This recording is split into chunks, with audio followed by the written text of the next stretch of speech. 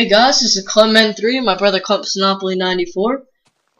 Clement3 is currently controlling, and this is the basic farming tutorial. To start off, we want a relatively flat area. It doesn't have to be completely flat, but it's advised to be flat. Yes, because that would be better.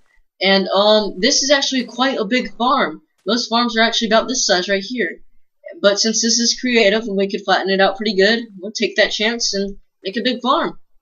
Now, oh yeah, start off. For fences and fence gates, you do want to fence out your area to keep animals in and mobs out. And so this is how you're going to make fences and make fence gates. You just need sticks and planks. Well, you have to have planks to create sticks, so I'm pretty sure it'll be easy to get both. Yes. 6 sticks is 2 fences, and 4 sticks is 2. 6 sticks creates 2 fences, and 4 sticks and 2 planks creates 1 fence gate. Tongue twisted. I said that too many times. Okay. Now, torches. You want to light up your area fairly well, so in case no enemy spawns in. And it'll also increase your crops during the night because there's no light during the night. So you put torches down, and it will keep growing during the night. Not necessarily torches. Any source of light will work. It will. Right now, he's trying to destroy all unwanted grass blocks because we don't want any random animals spawning in our. Because animals only spawn on grass or dirt, and so we're going to try to eliminate all those, and we'll tell you why a little bit later. We'll get some cobblestone so I can place all this down. When animals walk on the crops, you can destroy them. We will create what's called till dirt. This till dirt, animals cannot spawn on. So we're going to try to prevent that. And I'm going to get the basic essential needs for farming. And a hoe, that is to till the dirt. I'll get to that shortly. Let me get all the seed stuff to actually plant. Oh, I don't need that. You can use that. And here. The water is because most things need water to grow anyway. It also helps you actually with tilling the dirt, because if you'll notice when you try to till the dirt without the water, it'll actually turn back into normal dirt without the water. And to till dirt, you need a hoe in your hand. You left click on grass and it tills dirt. And like he said, some of this will probably go back to dirt. So that's why you probably want to see like this, it turn to dirt. So that's probably why you want to plant water. Plant water. So now the reason you want to plant water again, is because this till dirt will get wet. And once it gets wet, it will increase the rate of plants growing. Now, no, none of it's wet right now, but I'll come back in a minute and show you how. So I'm going to put the water down first. Stepping on the till dirt will destroy it sooner or later, but jumping on it has more of an effect if you jump on till dirt, as he will demonstrate right now. So you notice how after I put the water second, it's not as wet as fast, but I put the water first and it got wet faster. And like he said, I will demonstrate how to step on a crop, and it's more effective to destroy it if you jump on it. So and that's why we want to keep all the mobs out. Yes, because they will step on it. Now, if you want to step on it without destroying it, you crouch. And if you jump while you crouch, it'll still destroy it. So just don't jump. And wet dirt increases the growth rate. So I'm going to go ahead and plant down some melons. Melons you get from dungeons, because dungeons are pretty hard to find, but you usually get melon slices, and with those melon slices you can create melon seeds.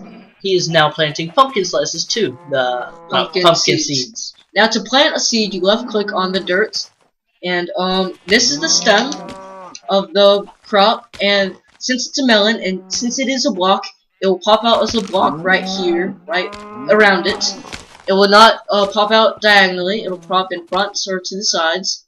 And we eliminated 3 of the 4 sides with their fence, another plant with water. So it will grow in front of it where we want it. Yes, that is good. And once this thing becomes fully grown, it'll pop out a melon right here. And if you destroy the melon, the dirt under it will become regular dirt again. So you're going to have to till it again. And if the stem's fully grown and you destroy the block, do not destroy the stem. because it will keep growing melons or pumpkins until, I don't know, it might be forever. I don't know. How do you get pumpkin seeds? Well, pumpkin seeds are in pumpkin patches like this one over here. Usually there's more pumpkins in pumpkin patches, but that is a pumpkin patch. And he said you find melons in dungeons, and this is how you change melons into seeds. One melon slice is one melon seed, and one pumpkin block is 4 melon seeds. So that's how you do it. What's the point of pumpkins, though? You can eat melons. Yeah, melons are edible, and that's good. They give you a good source of food. But pumpkins, they're if you put them on your head as a helmet in your inventory right there, it'll hide you from Endermen, so they will not see you unless you attack them. If you attack them, they will see you and hit you. So beware, but that will keep them from seeing you. And also, if you put a torch inside a pumpkin, which you can do in the crafting table, it becomes a jack-o'-lantern, and that will be able to light up an area just like a torch. But it actually lights it up even brighter. So. Yes, 1 light level, so it's a good thing that you can do that. That is the benefit. And as you notice, we eliminated all the grass blocks in that one area, so we're going to move on to our next area, which is going to be wheat and sugarcane. And try to do it again. I do not recommend destroying blocks with your hoe, because if I'm not mistaken, it actually does deplete. It will destroy it. It will deplete it, like you said, probably more than regular. But since it's creative, I don't really care. But since if y'all are in survival, do not do what I just did. Of course, he's creating a water row right here. And this is gonna be for our wheat farm. We're gonna do something different for our sugarcane, and we'll show you why later. Sugarcane's gonna be right there, so I'm gonna wait a little bit on that. And I'm going to crop till all the dirt. We're gonna do exactly the same thing as we did with our melons, except wheat only takes 1 block to grow. It is a 1 block crop, and you just one block crop. And you just left click on the dirt, and it will plant the seed.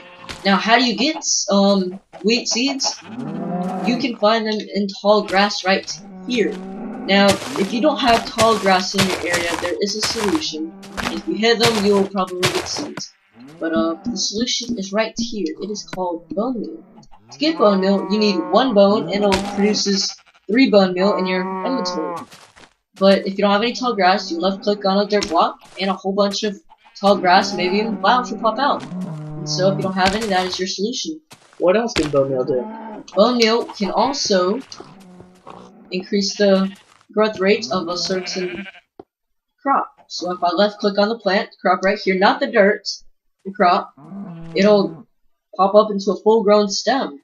It only does the stem and not the melon itself. The melon is at a fixed rate. It also does the same thing with the pumpkins. As shown. But as you see, when he tries it with the dirt, it did nothing. It will not, so you have to get the crop. It only does the stem itself. The stem can do an unlimited number of melons, but it's only at a fixed rate, meaning you cannot accelerate the growth of the melon, but only the stem itself. And it will pop out eventually, like he said, it is a fixed rate. But it can do the same thing with wheat, but as wheat is a 1 block crop, you just left click on the thing, and that is full grown wheat. If you destroy wheat, you get 1 wheat and many seeds. So it's we get more seeds and wheat, which is pretty good. And we'll show you what sugarcane looks like next. There's a few special things about sugarcane. The first and most important is you can't use bone meal on it, actually. It's probably not the most important, but... But still, you cannot use bone meal, like you just said. Also, sugarcane needs to be placed next to water. And it can be flowing. It'll be like it nice and square, so... The only way to find sugarcane is next to water, and you cannot place it anywhere other than next to water. If I try to plant it right here, it won't work, but if it's right beside water, there it goes. And we did this way on purpose because this would maximize the area where we have sugarcane. Instead of right here where I can only plant 1 row of it, we have many rows right here. So I'm not sure if it's more, but it does. It's more. It might be more, probably. And right here. And if I try to use bone meal on it, it will not work. As you see, it's getting nighttime, so we're going to place out some torches right now along the pathway so that our plants actually grow along the night while we're talking about animals. Yes, but I feel like I'm forgetting something. Oh yeah, sugarcane will grow up to 4 blocks high. and it will grow like this. I'm placing it down, but it will eventually grow, and we'll show you that. Eventually. He actually places torches and not sugarcane. Sorry guys, a little out of it.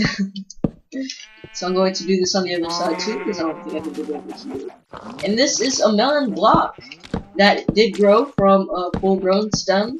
And if I destroy it, it'll give me melon slices, but since I haven't created it, it won't. And notice how it untilled the dirt, so I'm going to have to till it again. And just keep the stem there, because it will keep producing melons. And same thing with pumpkins. Yeah, let's go on to melons while our plants are growing. Okay, go on to animals. This is a mooshroom. A mooshroom is the most productive animal. If you shear it, it'll give you mushrooms. If you milk it with a bucket, you'll get milk. If you milk it with a bowl, you'll get mushroom stew. If you kill it, you'll get leather and uncooked steak. Yes. And we're gonna skip these. We're gonna come back to these because these are kind of important and long. Little fluffy things. And chickens. If you kill them, you get chicken and feathers, which are pretty good. And if you kill pigs, you get raw pork chop. And if you kill, if you milk, a cow, you get milk. And if you kill it, you get raw beef and leather. How do you actually capture these animals, though? That is a good question. You take, right here, wheat, which is what you're just growing right over here. Right here, but you destroy it and it comes out into these little items. Now, we'll go find a good animal. Probably like over here. Or maybe not. I'll go find the sheep right here. Don't let the wolf see it. If you get, wolves are right there, and they'll, maybe not. Well, it doesn't matter. But this sheep, see, it doesn't pay no attention to me right now. But if I hold a wheat in front of me, ooh, it suddenly likes me. It will follow you. So if you go into your pen, you close the gate, you just captured it. So it's pretty good. But if I switch it, it'll ignore him again. So that's how you capture them. And that works with any animal except the chickens, which you can only spawn with eggs. You put some eggs, and I'll show you how. You just left click and it will throw the egg. Whoa. It doesn't normally happen that often. It usually takes a lot of eggs, but it seemed like the first two actually popped out of the chicken. Which is pretty rare. See, I'm throwing eggs and nothing's happening. But, so it's pretty good. So that's how you have baby chicks. But how do you have baby everything else, though? Because you don't have eggs for sheep, as you probably know. Oh yeah, and to find mooshrooms, they're not normal. So you have to find them in certain biomes called a mushroom biome. But they're pretty rare. Now to breed them, you take wheat and you left click them, and they turn into this love mode state, and they huddle together, and you make a baby calf. And that gives you experience, so it's pretty good.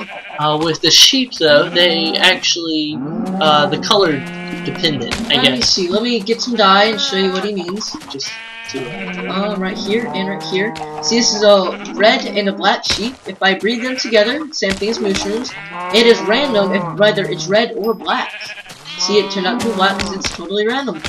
And it takes 5 minutes for them to recuperate, so if he does it again, it could be red or black again. Yes, but if you have red and black sheep, it will not make pink or blue. It has to be either red or black, and it is totally random. So I'm gonna move over to, which helps when you have rare dyes. Kind of like lapis lazuli, which is blue, which is found underground. If you have two blue sheep, it'll look, I think for sure, be a blue baby, which will eventually grow into a full-grown cow or whatever it is.